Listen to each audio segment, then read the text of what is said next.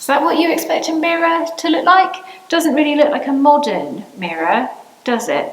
So this one's Etruscan actually, so it's not Greek or Roman.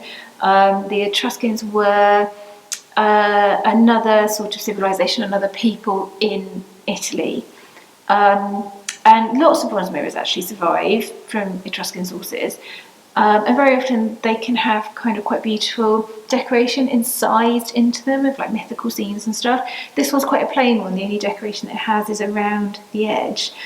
But I really like ancient mirrors because they're really testament to the ways in which we probably don't think about how different it would be to kind of engage with your own reflection and your own identity in the ancient world. Because imagine, so first of all, there's no glass mirrors, that's a much later invention, silvered glass.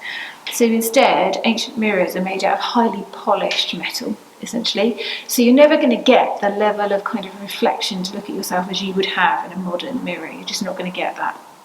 It's always going to be slightly, I don't know, like deceptive, maybe that's not the right word.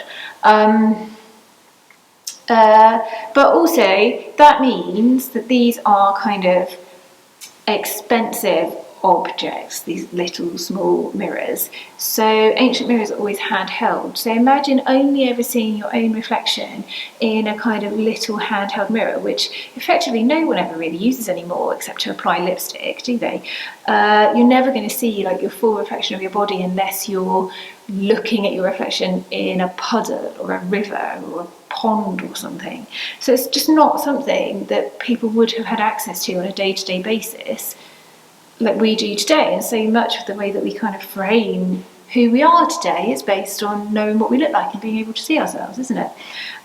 So ancient mirrors are really, really different types of object, really.